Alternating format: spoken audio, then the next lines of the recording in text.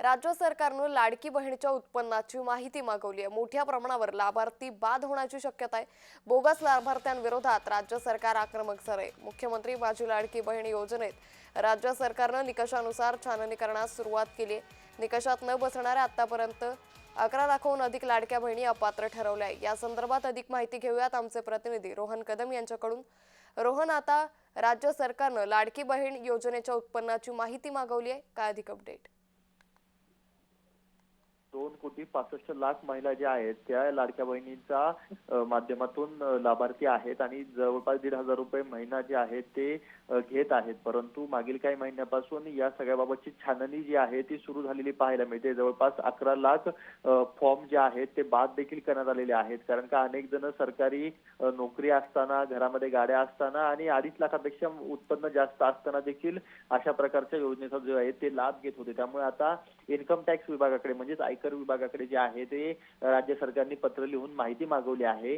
ज्या ज्या महिलांची 2.5 लाखापेक्षा जास्त उत्पन्न आहे या सगळ्यांची माहिती जी आहे ती मागवलेली माहिती सध्या समोर येते आणि या माहितीनंतर अनेक जणांचे फॉर्म जे आहे ते कदाचित बाद होऊ शकतात, ते लाभार्थी नसू शकतात, त्यांना हा योजनेचा लाभ जो आहे तो मिळणार नाही। कारण का सरकारला फसवून अशा प्रकारच्या योजनेचा लाभ घेतल्याचा संशय अनेकांकडून व्यक्त केला जातोय। कारण का घरामध्ये 2.5 लाखापेक्षा जास्त उत्पन्न असून देखील तसेच सरकारी नोकरी असून देखील या लाडक्या बहिणी योजनेचा फायदा जो आहे ते अनेकांकडून घेतला जात होता। त्यामुळे सरकारने आता इन्कम टॅक्स विभागाकडे, आयकर विभागाकडे पत्र पाठवून अशा प्रकारची जी आहे ती माहिती समजत आहे। त्यामुळे आता इथून पुढच्या काळामध्ये ही गेम चेंजर ठरली लाडकी बहीण योजनेमध्ये मोठ्या प्रमाणामध्ये बदल होऊ शकतात आणि जर का कुटुंबाचे वार्षिक उत्पन्न 2.5 लाखांचं असेल तर आयकर विभागाकडून प्रस्ताव गेल्यास त्यांचं नावं जी आहेत ती बाद केली जाऊ शकतात। रोहन, ज्या पद्धतीने आपण पाहिलं तर लाडकी बहीण योजनेवर सातत्यानं टीका केली जात होती, मात्र ज्यावेळी आदिवासी विभागाचा निधी लाडकी बहीणसाठी वळवण्यात आला